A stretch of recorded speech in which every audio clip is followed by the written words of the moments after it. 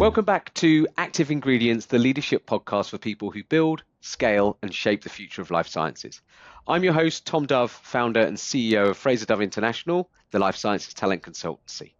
Today's guest is Cliff Pacaro, a transformational HR leader who's built his reputation by doing things the hard way. He's led people and change across biopharma, CDMO, protein, and beverages, spanning hypergrowth, M&A, turnarounds, and cultural resets.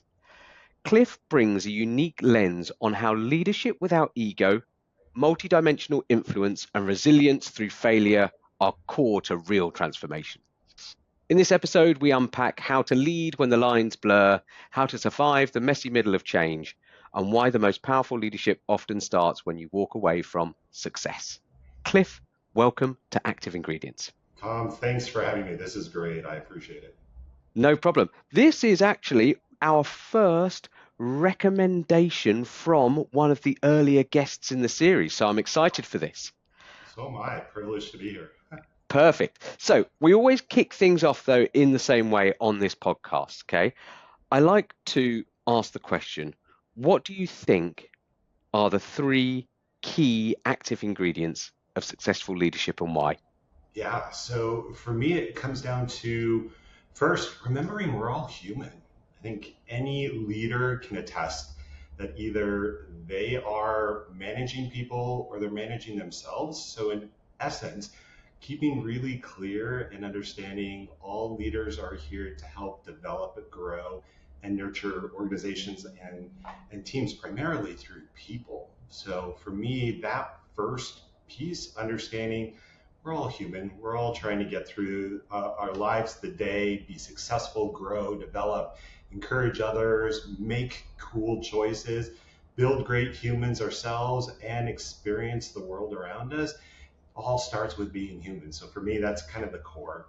The second one, I think, and it's something that we'll talk a little bit about later, is about failure and understanding, hey, don't be afraid of failure. I think for me, failure is testing, it's evolving, it's trying something new, it's maybe trying something old and bringing it new, but understanding that through failure, those successes come in, right? And don't get stumbled up too much about, I'm constantly failing or this isn't working out, because every little piece, at least for me, is a learning opportunity. So stumble and fail forward is a big piece of where I see really successful leaders growing, developing, and they have their hands around that concept, right? And the third one is do you. And what I mean by that is become the leader you are meant to be through the eyes that you have. Emulating and taking pieces from other leaders to kind of put together your own toolkit of leadership is essentially what we're trying to do, right? But we can only do that through our own perspectives. So I'm going to choose leadership attributes and traits that resonate with me, right? They may not resonate with others, and others may be as successful or even more successful by the way that they're pulling those attributes on. But they're keeping true to themselves. And I think by doing that, that comes across to those that you're leading as, I'm going to use a term of authentic leadership, but real, right? And understanding that it's okay to bring forward those new attributes because others are looking at you too to take bits and bobs of what you're doing to integrate into their own leadership style. So do you keep authentic? Yeah, I love that. So this is really interesting as well. And I know that HR is your calling right now, but it's really nice to hear the human aspect of what you think are good leadership values. Yeah. It's often forgotten when the pressure's on, EBIT numbers need to be hit, transformations need to be delivered on time in full. Sometimes the human aspect of leadership is forgotten. Completely. I think where I've seen some great leaders fail is when they look at humans, the people piece, as either a necessity or a tool, right? We need people to get stuff done, right? Unfortunately, if we could have technology do it all, we'd be better off. I don't like to play with people. People get in the way. Peopling is hard, right? All of those aspects I've heard from leaders, and I'm saying yes, they should be, right? It's part of this whole experience. We can't move forward without understanding we need others to help us out. Even if you're an individual leading yourself, you still need yourself to be able to move things along. So understanding at the core of anything we're doing, it starts with people. So continue to look at that and be conscious as a leader to say, don't forget that we're all human, that we're all going through this experience, and we need each other to be successful. It's not going to happen solo. Yeah, yeah, I love that. And we will talk about, you do you, the the failure piece as well. I mean, it's fascinating. The conversations that we've had, I'm really excited to get into some of the nuts and bolts of this a little bit later on. But before we do that, should we get to know you a little bit more from kind of younger years? So, Cliff, tell me more about what you were like growing up, what you were like at school, college, whether there were any signposts for you taking on the career that you ended up taking on. It's actually interesting. I wanted to be an astronaut when I was younger. I had quite a few friends that went here in the States to NASA Academy. Oh, Um, wow. it was one of those that was inspirational. I loved it, the concept of it. Unfortunately, with my family dynamics, we didn't have the means to be able to do that kind of stuff. We were kind of the lower middle class here in the U.S., right? Single parent household, trying to make ends meet, just trying to work through the world, and it was for me a difficult kind of academic experience because there were so many barriers of looking at me as an individual to say, could I succeed? I wasn't even, many times teachers were like, he's not meant for university, he should go trade, get him into a good technical program or technical skill set because that's going to better suit me. And through those types of conversation, it drew a fire in me to say, no, just watch out. I can do this. I'm going to achieve. I'm actually the first individual in my immediate family to go to university. Didn't expect to. Transitioning from kind of the American primary to secondary school system to university was hard and something that I didn't have a model to go after. So I pretty much was trying to do it on my own. Got to university, had no idea what that was like. Started out as an engineer, found that I couldn't break things fast enough. It was all about theory and understanding invisible principles, physics, dynamics, statics, forces, and it just didn't make sense to me. So I moved around at the university to different colleges, engineering. I tried law for a little bit. Then I went into kind of a paramedics program, thinking I'd try the medical side of school. The consistency for me was mathematics. I understood math. It was something, and it's still today, something that, again, 1 + 1 makes 2 type of thing makes total sense to me. Yeah. So throughout that experience, mathematics was something that I always had, and I had always taken courses in it. So at the end of close to my 4th year, my academic advisors said, you need to graduate. You need to find some kind of degree and get out of here. And so I landed in a business-focused mathematics program. It was called actuarial sciences, where you do stats and math, and you look at calculations on everything from mortality rates all the way through to financial pieces. And that kind of clicked for me. It was in my final year at university. I was also exposed to a program called the President's Leadership Program. And this is where kind of the spark of leadership was really kind of ignited into me. It was a nominated program where faculty and staff would nominate students to participate in this year-long program. It was really sponsored by the head of the university president, our president. And it was facilitated by this most amazing individual who I consider a mentor, an aspiring leader myself today, who really kind of poked and prodded around various concepts of leadership. So through that journey of kind of moving around to the university, I landed in a program on the academic side where mathematics was a key, but it was introducing me to this leadership concept and how to develop leadership capabilities, skills, and what that meant early on. And that really was my springboard into kind of leadership. Yep. I got at a university and had no idea what I wanted to do. I got an internship at a financial insurance company. And it was not the best structured program. Within 2 weeks, I wanted to pull out of the internship and say, no, this isn't for me.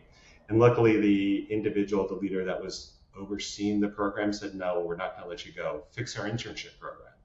Tell us what it should look like. Go and do some research and come back and have that be your internship. So for the next several months, I was trying to figure out not only how to be an intern, but figure out what an internship actually looked like. So did a lot of research, asked a lot of questions, pulled together kind of the construct of an internship program, and ultimately presented it to the local leadership team at the insurance company, and they loved it. They said, we're looking for somebody to come in and not only run this program, but help us draw early talent, university students to the company. Would you be interested in it? And I said, yes, as long as I never have to do kind of a mortality rate or look at, underwriting ever again, I'm sold. And that was really my entree into HR. I had no idea what HR was. I just knew I was going to go and talk to students. I got to work with them and help develop them through a program. And for me, as a kind of early university student, that was gold. This was the funnest job I've ever had. I had no idea what it was going to take me or where it was going to take me. And that kicked me off into HR. What an opportunity, though, that just presented itself. Yeah, Yeah, we know our grad program's no good. Can you fix it? Can you do it? yeah, First job. Brilliant. first job. Well, and luckily, I don't know that they knew what an internship program was. So I think the bar was pretty low, to be honest. But to this day, the program's still kind of in place. There's a lot of growth that I've seen. I've had the privilege through that experience to build really good relationships with my interns who I connect up with today, and I get to see them grow and develop and become the great leaders that they were. So for me, it was really not only inspiring, but it lit more fires under me that I've been able to kind of perpetuate through my career. So it's been a lot of good stuff, and it was just that spark that got me there. Yeah, brilliant. But there was immense pride, though, when you did finish university finally with that degree and then move into something that was fulfilling. I bet there was immense pride at home. It was one where for me and the family, it was like, okay, all of the noise in the past is gone. Now it's about the what if. It was the journey of the unexplored. I had no idea what being a professional was like. I had no idea how to act, behave, how to talk, the language I was using. But I found that if I observed, if I really stepped back and looked at leadership, looked at people that I wanted to emulate, I could start taking little pieces of that and building that into myself. Throughout that career, I was able to do that and kind of piecemeal this authentic me doing me aspect of it, which was great because now as I look back at some of the people that I've worked with, they're reflecting back on saying, hey, Cliff, you did that. And I really appreciated that. And that's something that I hold value in. And so it's kind of that doing you, but feeding forward and knowing that you're sparking that interest in those kind of bits and bobs for people to take on their own. So it's been fulfilling not only professionally, but the relationship pieces that I've been able to build through the career have been phenomenal. They've been true gifts to me. Yeah, and because it's not every day that you speak to somebody in, what effectively is almost like intern, graduate, talent acquisition, HR kind of movement into the career that comes from an engineering, law, paramedic, maths, business focused math university career. Well, and Tom, it's been interesting because I'm an individual. I love the exploration of different things. And I think that was a spark that I got early on when I was, even as a kid throughout things. It was always a challenge of try this, do that, be you, go out and do what you love, figure things out.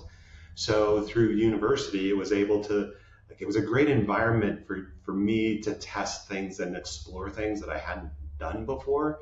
And I think that has led to a style and approach for me as a professional that has been invaluable. And looking at, hey, I may be coming from one position or looking at things from one area, but if I move slightly left, if I come from a different perspective, I get a whole different view of the same thing, right? And that has really helped me develop a leadership style that isn't strict or vertical into human resources or people operations.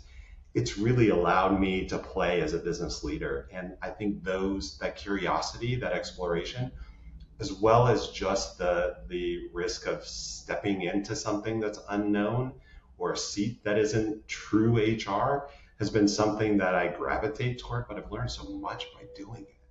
Yeah. So we saying that, Cliff, can I call you a business astronaut? Is this the right terminology? See, there you go. I finally made it to being an astronaut. Thank you for thinking of the box. Yeah. So before we get into that kind of multi-dimensional leadership discussion, because I'm really intrigued by that. I'd like to understand when you actually first felt like a leader, though. When was that moment where you thought you'd earned your stripes and, hey, I'm in a position here where I am leading people? It was twofold. I think the spark was in the program at the university. There was an experience, kind of a scenario that we were given, and we were broken up into teams. And as part of those teams, there were three individuals that were saying, hey, you're going to lead, right? You, Cliff, are going to be the head leader and kind of coordinate this activity. You'll have two individuals that kind of co-lead, or that you can use in various different situations. And the scenario was really around going through a community.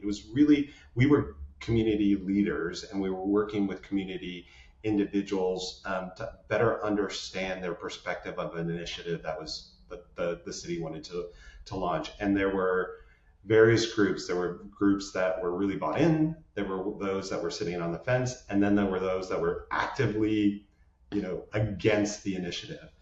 And for me, I didn't feel like it was a directed type of leadership. Cliff, step in, manage everything, tell everybody what to do, coordinate this, get a decision and move on.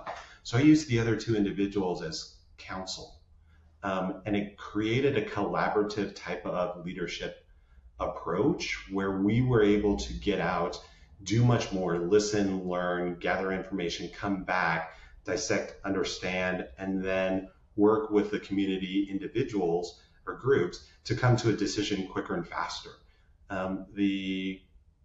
The exercise, we ended early.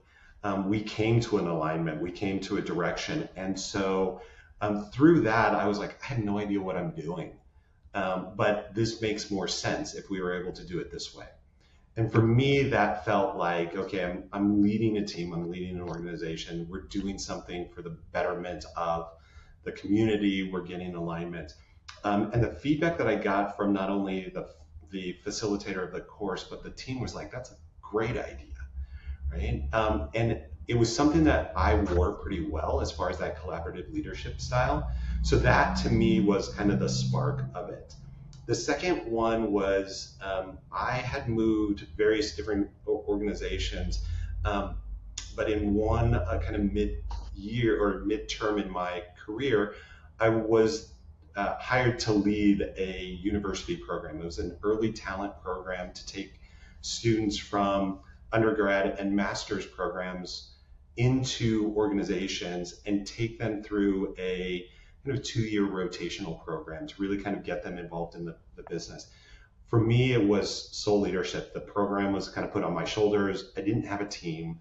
I had, about 15 students across the U.S.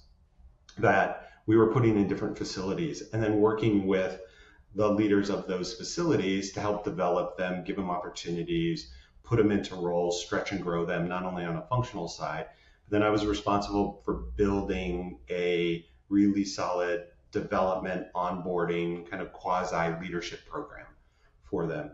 And for me, that was the first time where I was solo. It was, you're leading this, your name is marked on this.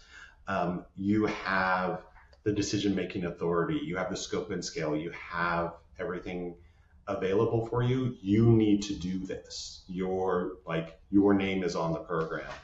And that was both challenging. It was one of my greatest failures.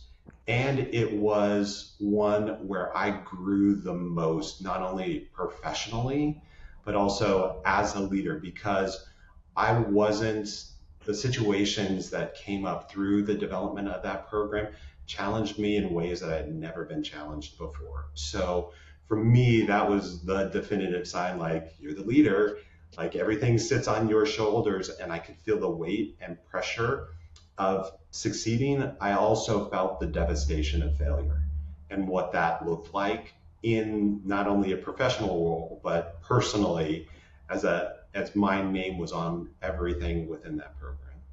Yeah, the paradox of something being your greatest failure. Yes, It's like, was it good? Was it not so good? Didn't feel good at the time, but crikey, I learned a lot through the end of it. completely. And now when we're looking at your career, you've been able to span, as I said earlier, different parts of life sciences. Also, you've worked in food and beverage. It's been a career um, that hasn't been limited to one particular industry. Mhm. But I also think it's been a career, as you and I have spoken about, where it's been like multi-dimensional leadership, and Absolutely. that's a kind of tagline that you and I have spoken about before. Do you want to give us a little bit more insight into what you think multi-dimensional leadership means and how you've made it work for you? Yeah, so I built this kind of concept and idea through my experience of leadership, right?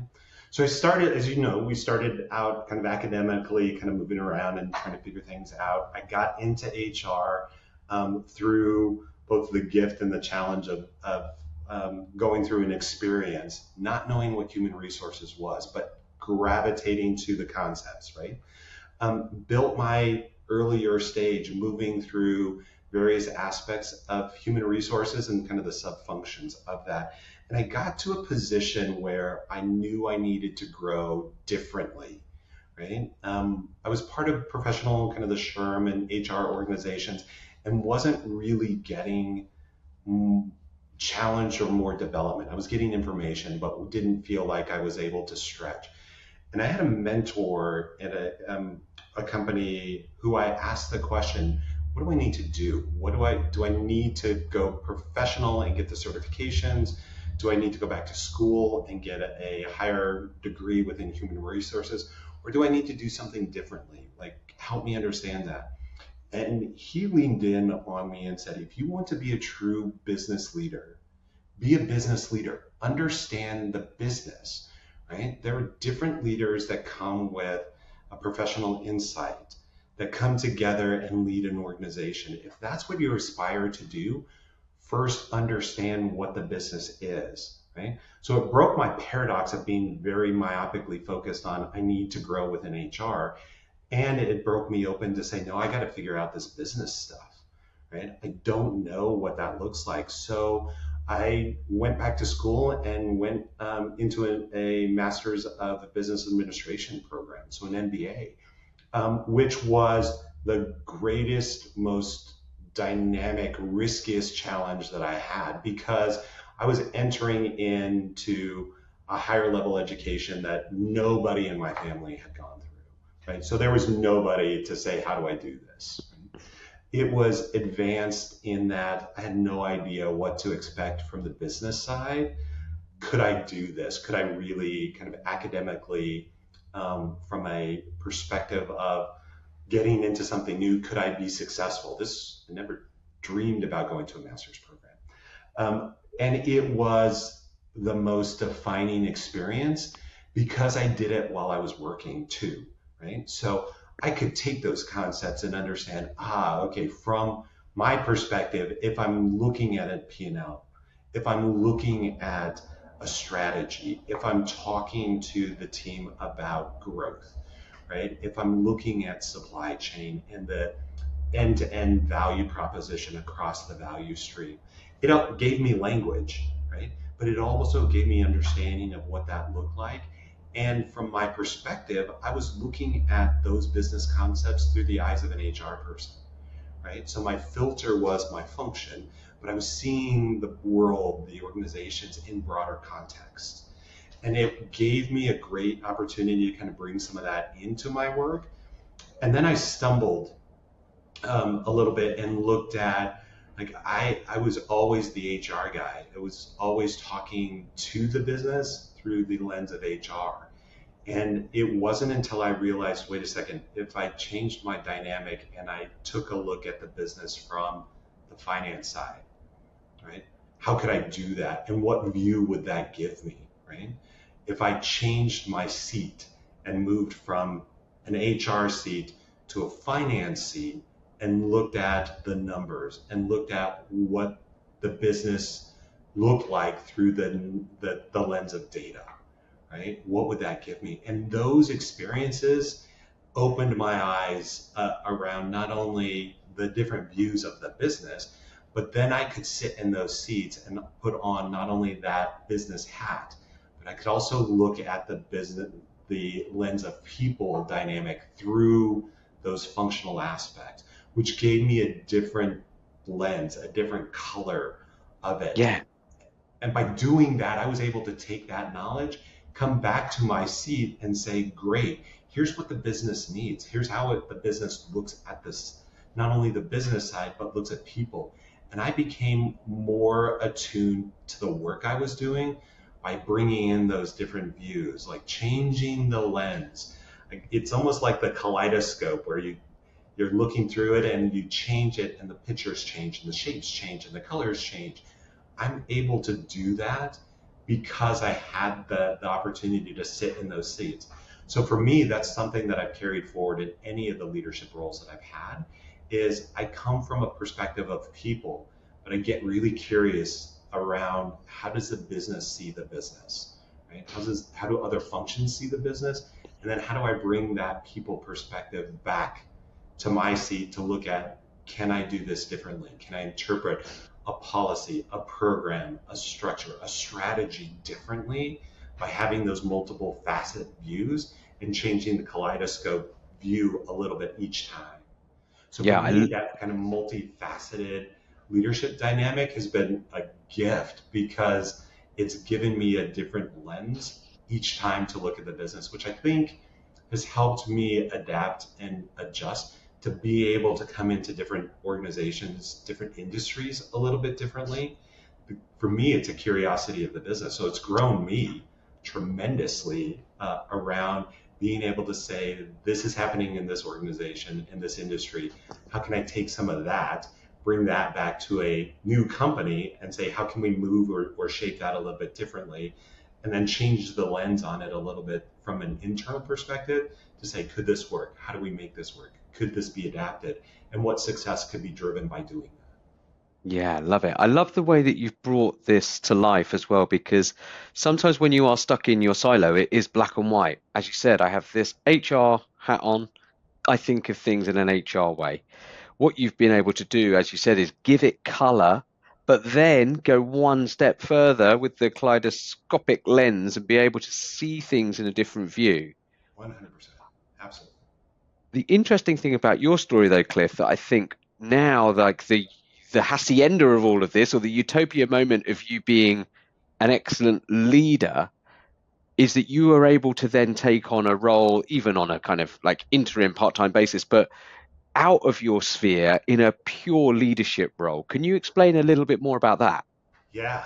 So there have been opportunities in a previous role where by being able to sit in those different chairs and see the business, it's made me a stronger business leader, right? I come to the table with questions and curiosity where they're like, why is the HR guy asking us this? Right? It totally makes sense, but it's Cliff, right? It's the HR guy. And so for me, being able to build that strength of business acumen has led me to experiences that I don't know I would have if I didn't bring that lens. Um, Kind of recently within an organization, we were challenged by having a gap in the most senior leadership role within particular sites, kind of a region. This was a general manager role, and we had just acquired a location. We were building the leadership team. We were growing the organization. It was growing within the state really, really quickly. And we were challenged because we couldn't identify a right leader to step in. We had an interim leader who was fantastic. I mean, he really set the dynamic of the leadership team, but it was a short-term assignment. So as we were building the operations, as we were building the functions, and we were building kind of seats on the leadership team, we were still struggling to find that ultimate general manager. So our chief operating officer was kind of coming in and out of the role to help support and kind of keep the business moving forward, but wasn't there full time. And through conversations, he's like, Cliff, I need a delegate. I need somebody that's kind of here while I'm not to help kind of keep our leadership team moving forward and keeping the momentum while I'm out and away. Would you do that? And so for me, there was shock. I was like, why the HR guy, right? You've got strong, technical expertise. You have strong engineering expertise. You have really defined operational expertise. Why the HR guy? He's like, you know the business, you know this team. Like I have trust that you're going to help kind of keep the wheels on the bus and moving forward while we figure out how we fill this role. And it was short-lived, but it was a fantastic experience for me because it took the HR hat off and said, as a business leader, help these leaders continue the work that they're doing, keep the wheels on the bus, keep everybody moving forward, and kind of manage stakeholders, not only our steering committee, our executives, the COO, and the business. And it was the best experience. It was the greatest opportunity for me to step in and kind of shed those layers of just the HR guy. It allowed me to step forward as a business leader, a leader of leaders too, which was the first kind of exposure to that. And I appreciated kind of being able to lead and shape without, there was somewhat of a safety net. I mean, Yeah. I knew it was there, but there was distance between where I was sitting and where that actual safety net hit. And if I screwed this up, I could do some, severe damage. But I had leaders that were bought in. I had the trust of a senior leader, and the business supported that. So, I had this special sauce that came in and said this was a great opportunity for me to test and shape my own leadership style. And that role, that gift of experience gave me confidence and built my kind of foundation in a way that I know I could move into an organization and lead an organization as a leader, but know that I have the security of not only my own personal leadership style and development, but really good business practices that I could lean on. Plus, it allowed me to know that I could call in help, right? I have resources. I leveraged different resources that I didn't have the confidence in the past to do, right? When we talked a little bit about a leadership failure early on with that program, I took it on myself as a leader to own everything, right? To do everything, to design everything, to make it my own. And I thought that was what a leader did. And moving through that space to where I ended then, I was like, leadership is about leveraging talent, right? It's coming with clear understanding and direction, but it's also leveraging the skill sets and resources around you to do what you need to do to build you up. And that's where I've seen great leaders that I admire do so well, right? They're tapping into talent and individuals that they rely on to help them make the critical decisions, right? They know at the end of the day it sits with them, but they're leveraging resources, talent, and experiences from across the board to help them do what they do best. Yeah, and I love how you've kind of with a succession gap issue that the industry is finding at the moment, what you've been able to do there is really nicely articulate that giving people that have got the right leadership capabilities the chance to shine in a different role in a different part of the business can happen. I think Absolutely. if there's a bit more bravery in internal hiring or external hiring, putting the right people into the right role and then working out the technical side a bit later on, that's actually not a bad problem. No, not at all. And Tom, I've seen it done outside of me experiencing it. I've seen it done with great leaders. Example, individuals coming with strong quality backgrounds going in and sitting in the general manager seat, right? And leading the operation.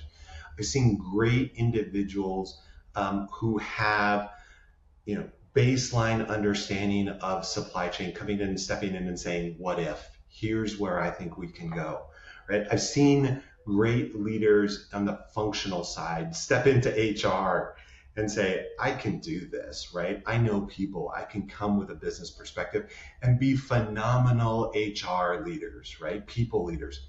So it can be done. To your point, we need to be a little risk avert.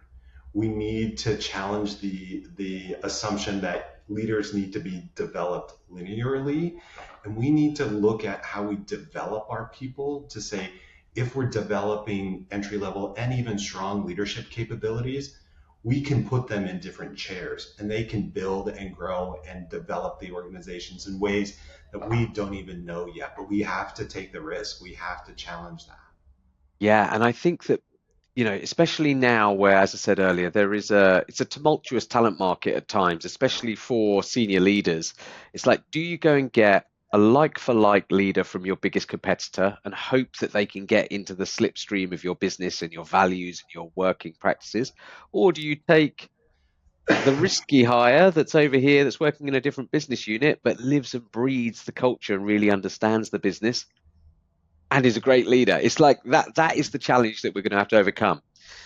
But Absolutely. with all of the good stories about multi-dimensional leadership that you've shared, you have explained a couple of times now that actually some of your greatest failures have helped define you as a leader now. Mhm. Do we explore where failure, owning that and kind of being able to use the failure and a bit of learning agility to improve has got you to where you are now? Yeah, yeah. So we reference this opportunity kind of mid-career of leadership ownership and where I believe that I had a different perspective, right? The work that I was doing was through the lens of an assumption of what I needed to do. I saw leadership being the leader, the individual charging on the horse, the one command and control, the buck stops here type of thing. Like they're standing on the top of the hill and everybody's running up, right? And in those concepts, in that mindset, I failed to look at how I could leverage the information, insight, guidance. I missed the signals. I missed kind of the coaching pieces of that, which ultimately contributed to my failure, right? I missed so much of that that the organization said, you're not the right guy. We're going to make a change. And for me, that was devastating, right? Because of the assumption that I held around not only leadership, but my capabilities.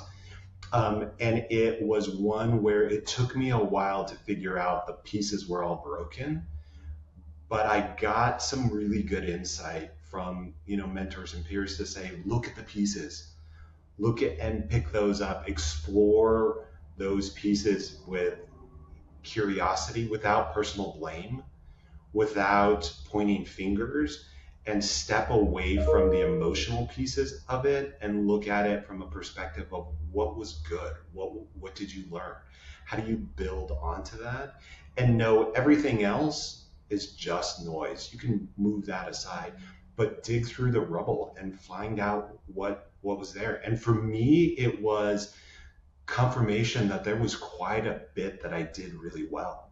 There was quite a bit of interactions and processes and ways of thinking that I said, no, that was the right thing. I just missed being able to step back and look at the entire picture and how forces on that picture were affecting the view. And it wasn't until I kind of came through that and then stepped into another role that was almost a mirror image of what I had just experienced several years later, thinking the signposts are the same, the mile markers are the same, but I have different tools. I have different lenses to think about this, and the outcome was totally different, right? And personally, I went into the experience differently, but I also came out of it differently. So those things that I said I picked up and dusted off became really strong tools. The ones that I left behind, I recognized that they just weren't tools for me, right? Others may have picked up different pieces, but for me, it wasn't something that I needed in building my toolkit. And that was okay, right? So that self-actualization of understanding, hey, I'm doing me, right? I'm going back and I don't need to emulate everything Tom Dove does because he's exceptional and I want to be that model.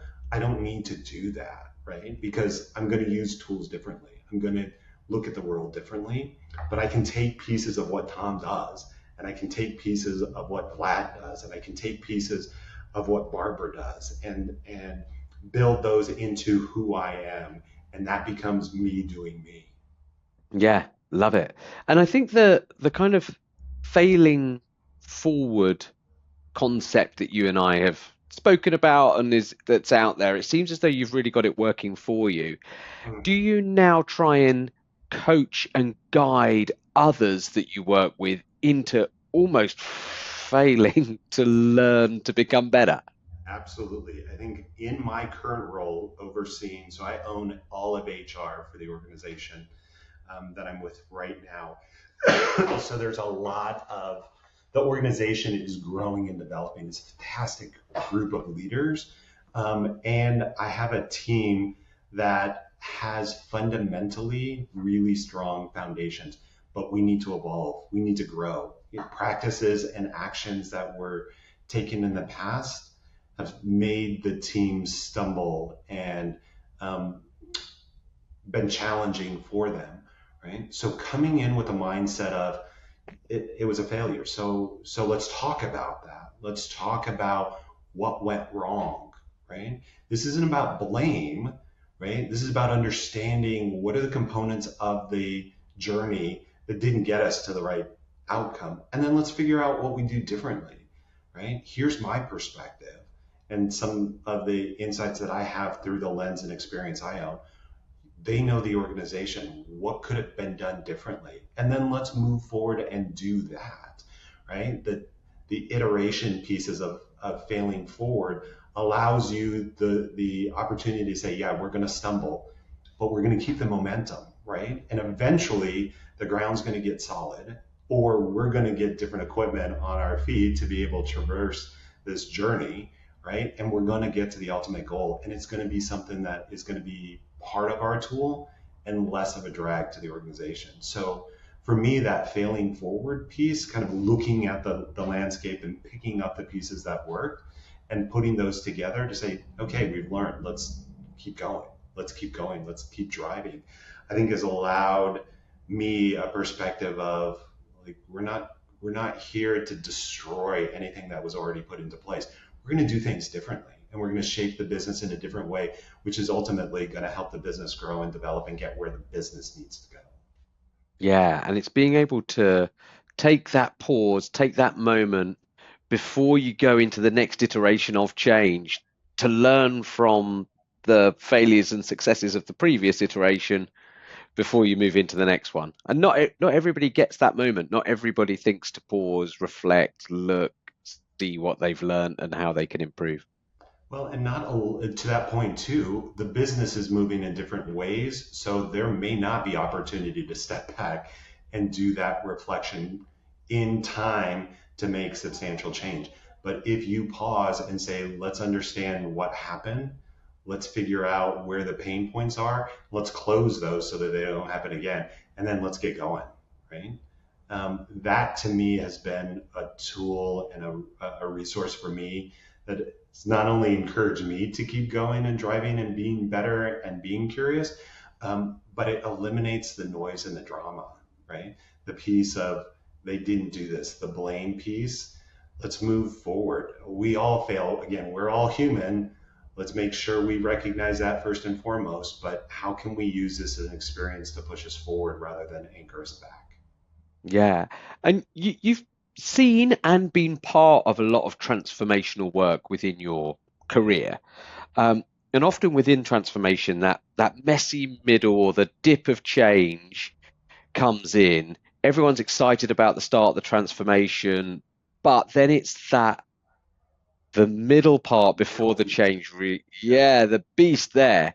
yeah. So obviously the multidimensional leadership, the failure and learning through the failures, do you think that those two aspects are good anchoring points to actually be able to drive transformation in the middle and make it No, successful? I absolutely do because I think as you go through change, the awareness piece and building kind of understanding that desire, the collective agreement piece comes with being a trusted, credible leader to say, yeah, this is why we're doing what we're doing. This is the change that's coming, and not being myopically focused on the little piece of the profession, HR, that you own and oversee. So having that multi-dimensional perspective going into change, you I see it differently. I see the change and can observe the flow of change through different positions on the chair or through the kaleidoscope, whichever analogy. But I see the pieces as they're laid out, right? And Yeah, I look to be able to speak to the business and the change through those different lenses. This is how it's going to impact people. This is going to have how it's going to have an impact on the financials, our overall supply chain view, how we look at the sales pieces of that, how we operationalize, and the benefits and challenges we're going to face within those. And then that middle piece, the failure piece, I've seen great transformation initiatives and concepts halt because of the fear of making a mistake, right? A fear of, look, we have all these options and none of them are kind of bright, shiny silver bullets. Not any one of them are going to get us where we need to go. And it stops the change. And people get stuck and concepts get stuck and movement gets totally halted, right? If you go through that and say, let's try one, right? We have some great ideas. We've got really smart people here. Let's trust them. Let's trust that they can get us through or move the needle even slightly forward, right? And move through those. Have the courage to be able to say, this is going to be hard. We're going to reset. We're going to have to start and stop. But the concept is good. The idea is good. So let's have that vision. Let's make a decision and go after it. And be agile enough within the organization to see around the corners to say, yeah, this may not be working quite well. And if we keep pushing, we don't get the signals that it's going to end well. Or, hey, this is okay. We can observe the hurdles, the barriers. If it's a resource piece, we'll figure out the resource. If it's a talent piece, we'll figure out the talent piece. If it's a timing piece, let's understand what that looks like. If it's stakeholder management, yes, let's understand what those impacts are, right? And keep moving forward so that when you hit the first milestone, you celebrate that success, which builds on the momentum, right? You reassess, you reevaluate, you bring in that transformational kind of concept. You build the energy off of the success and understanding of the failures that occurred to get you to this point. And then you do it again. You rinse and repeat, right? You brush people off. You give them new tools. You put them. You give them a good meal. You give them some energy. You give them encouragement, and you keep pushing them forward. That's where I've seen real transformational change. move the needle and be successful. It's getting through that sticky piece and observing and knowing you're going to have it, right? Yeah. Having the encouragement and the drive to keep leaning forward. That's the piece where I've seen great transformation take place. Yeah, brilliant. And one question I've got though, because you've explained quite nicely how you can get others to do it. How do you personally stay committed when the transformation's getting tough? What's your secret sauce? It's about finding my center and anchor. So whichever way I can do that, meditation, talking to others, taking a break, stepping back, it's finding that anchor. Because when I feel unstable, that then perpetuates the chaos, right? And I can get sucked into it. But if I can find my own anchor again and really kind of step back and then start looking at where are we at? What growth have we made? What steps have we taken? That to me is a really good piece to just kind of get centered and get anchored. But then looking at the vision, what are we accomplishing? Where are we going? And keeping really mindful about we're still there. I can still see it. It still makes sense, right? Testing that to me gives me the energy to keep going. Plus, I know I have great people around me. I've been able to build really good mentors, motivators. Um, I say my kids too are a great encouragement because we'll talk about this and they're like, you can do this. That's great. This is easy, right? And it's so simplistic. It's like, you can do hard stuff. Go do it. I'm like, just the simple awareness and the you can do this gives me so much energy that then I can lead forward and I'm going on. Yeah, it's funny. My go-to for that kind of when it gets tough in transformational change within my business, I put my trainers and I go running. Mm, So I normally run in the middle of the day, but then I look at my Strava at the end of the year. I'm like, oh my God, they were the moments that I had yeah, the most change and transformation ongoing in the business. And that's when I was doing like 150 Ks worth of running in a month. And I'm like, whoa. yeah. Well, and then you look at your trainers and look at how many miles I put on that pair and that pair and that pair, and look how good I feel, right? I'm like, Yes. great, it's a good thing. Yeah, that's my go-to. But that's me doing me. Okay. Mm, You spoke earlier about a couple of times actually, you've weaved it into the conversation today, is knowing yourself and then you doing you, taking some of the best bits from other people, leaving some of it behind, but really knowing yourself and being able to have the conviction to make your own choices. And you've done that as well earlier on in your career, where you've walked away from somewhat success into the white space of the complete unknown. Can we talk a little bit more about that? yeah, I think there have been opportunities where I felt really comfortable.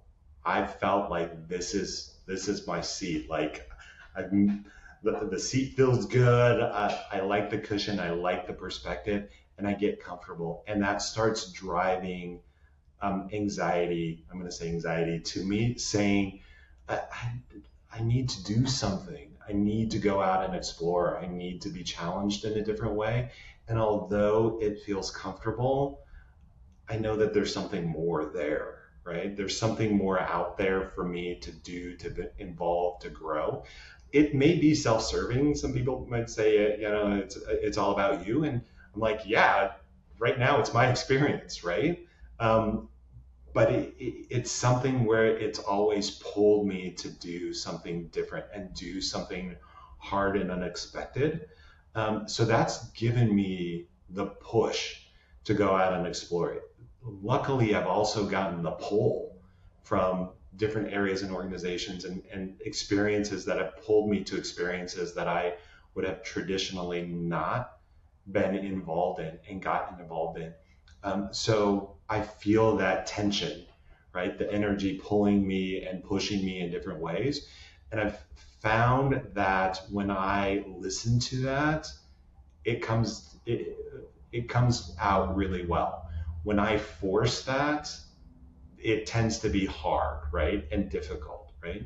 So I look for those signals in myself to say, it's going to be scary, but everything seems right. I can step back and say, this is the right thing for me. Or I step back and say, there's something about that I would love to do. Like I could do that in my sleep. I would be successful. I could grow. I could make a lot of money. I could retire early, all of those things. But something just isn't right there, right? And knowing that I can rely on that internal kind of compass has helped me really make some really good choices when it comes to exploring and developing myself, not only professionally, but through these types of experiences. I think you and I talked initially about the podcast and saying, I'd never done this before. This is brand new. What is this going to mean? How's this going to show up? How do I dress? What do I look like? How do I talk? And that anxiety coming and having the initial conversations with you, I'm like, this feels really right. Like this is going to be fun. This is going to be outside of my comfort zone, but I trust, right? And this is a safe space, and I think I'm going to have a lot of fun with this. So let's do it. Let's go out. So for me, it's those push and pull signals, and then relying on my internal compass to say, yeah, the governor is telling you this is not a right thing. It may be tempting, but it's not suited. So wait for the next one. And usually all of that timing comes to fruition. Those great examples, those great opportunities showcase. Yeah, because you and I spoke about you once had a great job, great company, but slightly toxic culture that then you kind of flipped it and was like, actually, internally, this doesn't feel right. And then you went into something smaller, riskier, but ultimately it turned out to be more fulfilling. Absolutely, absolutely. So it was it was a role that I wanted because in my mind it was that succession, right? It's like I'm gonna move up. I was comfortable, but knowing that for me to do something bigger and greater, to be a director before I hit 40, right? To hit that level, I needed to do this, and this was the only opportunity. And by selecting that and not listening to the signals, it was a tough environment for me. It was, I didn't do the exploration right. I didn't ask the right questions going in. I saw some of the signals, but I kind of ignored them and found that although the organization was good, it was toxic for me. So I looked to make a change really quick. And by making that change, a different door opened that I never explored before, right? So it went back, and with that new opportunity, things clicked. It was easy. It was something that engaged me. It was something that got me further faster, right? Where I went to a manager role. This was a director role, right? I knew if this was the right thing for me, but I needed to go through that one experience first to realize that I was looking at opportunities differently. I needed to step back and really kind of use that push and pull, that compass, and listen to myself first. By doing that, those opportunities fell into place successfully from there on out. So doing me, kind of relying on that piece, stumbling a little bit and keeping true to what I was really focused on, um, kind of my secret sauce of getting to opportunities and creating those experiences for myself. And and how do you now help others navigate that? Do you like go and are you curious with people and ask them questions to try and get them to think differently, maybe think a bit bigger to Yeah, take those risks and opportunities? absolutely. One of the things I like to do is poke at why. Why do you want that? What matters to you? Why are you focused on that piece? What are you really looking for? I have a really, really excellent mentor. She happens to be my wife, who pokes and prods me all the time. And by having that kind of coaching mindset, um, she's developed that in me to be curious and poke at things in different ways and see opportunities and environments and activities, things that happen in different lenses. And I've been able to take some of those and bring those forward into people that I get to interact with, that I not only get to lead, but people that come to me and say, what if? Like, I don't know if this is the right place for me. I have another job opportunity. How do I evaluate that? Right? Or it's, I really want to do this, but I don't know how. I don't know how to do it differently than what I'm doing. So being curious and poking at that a little bit differently, kind of changing the seat a little bit, has also helped me kind of have people explore their own journeys in different ways that they may not. Whether or not they take my advice and use that as prompts to do the exploration, or if it's just like, Cliff, you're challenging me ways and that are uncomfortable, I'm not ready for this. That's fine. That's fine. But I feel like having those conversations gets them to open up their view a little bit differently. And I've seen really great people do amazing things because they're breaking those dynamics for themselves. Yeah, so trying to bring a little bit more color to their thinking. Mm-hmm. Mm-hmm. Yeah, I like it. So before we end, and I mean this has been an absolutely wonderful conversation. What I'm keen to understand is a couple of things that you're either excited about, nervous about, just to try and understand a little bit more about where your thoughts are here. Let's talk about the future of life sciences. What's your thoughts on the industry? What's exciting you or worrying you about the future of life sciences? I think at least the view within the US is, for me and my view was, we were really kind of accelerating. There was a lot of potential in the market. There was a lot of energy and excitement, whether that be kind of the outcome of COVID or an impact of it. There was a lot of excitement around kind of the last 5 years previous to that, that drove some real energy growth and development within life sciences. I saw the technology, I saw things that were being developed kind of early stage, all the way through things that we're looking at commercializing. And that was exciting, right? I think funding, changes in leadership, changes in the environment, um, all put a damper on that innovation and that creativity, and just the opportunities to bring some of that work forward. It's still out there, and I have faith and trust that the right, molecule, the right uh, therapy, the right concept is out there still, yet to be discovered, and it's going to be life changing, right? I think wading the waters and being as leaders within life sciences, still maintaining that curiosity, doing the what ifs, exploring different areas and opportunities across the globe, are really going to start bringing some of that innovation that was maybe mothballed or hidden, back into the limelight. And we're going to see some really great things going. I see from an industry perspective is kind of the consolidation of some of the bigger organizations, and some of those that are in the middle, trying to figure out, do we stay or do we go? Do we sell? Do we get absorbed and acquired? Or do we make a push to be part of the bigger picture? Likewise, I see some companies coming in and saying, we can do some of this stuff ourselves, right? Great leaders saying, I've taken this knowledge, I've built this.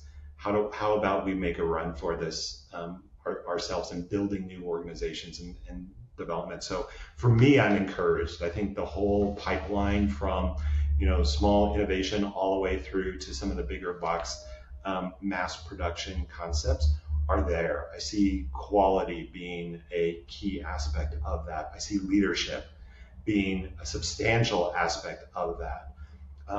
I challenge the industry to do things that we have talked about. Don't be so myopic about who you choose to be leaders. Go out and find strong leaders that can move the organization to the next step. It may not be within life sciences. You may find somebody in sports. You may find somebody in, academics that will be the next emerging leader. right? So be curious, challenge that expectation, take a little bit of risk. I think you guys have the availability and resources to manage that. Yeah, love it. And I was going to say actually on the leadership, future of leadership as a question, would you say that looking outside of the norm, looking outside of the normal talent pools is going to be a, a good spot for the future of leadership? I think for two reasons. One is the challenge that I saw us having is emerging talent, talent coming out of the university, young emerging talent that want to perpetuate their career within life sciences in biopharma because of opportunities. They're just seeing fewer and fewer opportunities. So they're kind of making the revolver, going through some of the local shops, looking at some of the bigger organizations and saying, well, I've tried this one and I've tried this one and I need to stay here. So we're industry wise, we're not developing dynamic leaders. We're developing a repetition of what we're seeing within leadership in the organizations today, right? Recycling talent. So I think the challenge for leaders and becoming a leader within life sciences is that pool is going to get smaller, right? They may not be developing the leadership capabilities within the organizations in a dynamic enough way to take them to the next level. They're developing them to be steady state. So the challenge is you're going to develop those that got you there. You're not developing the talent that's going to get you to the next step. Yeah, and steady state, sadly, is what we're seeing in that kind of leadership redundancy rounds is those leaders that aren't the impact players, Yep. that sadly are the ones that seem to be on that redundancy round. So I think you're absolutely spot on. If we can start to develop the future leaders for the future of what the industry is going to hold, that's where we're going to see the biggest change. Yep. But Cliff, this has been absolutely fantastic. What a wonderful conversation. I've thoroughly enjoyed it. Thank you for pushing yourself out of your comfort zone and saying yes to coming on the podcast. I think it's been absolutely brilliant. Tom, this has been amazing. I've enjoyed the conversation. So thank you. Perfect. Thank you very much. And we will see you next time.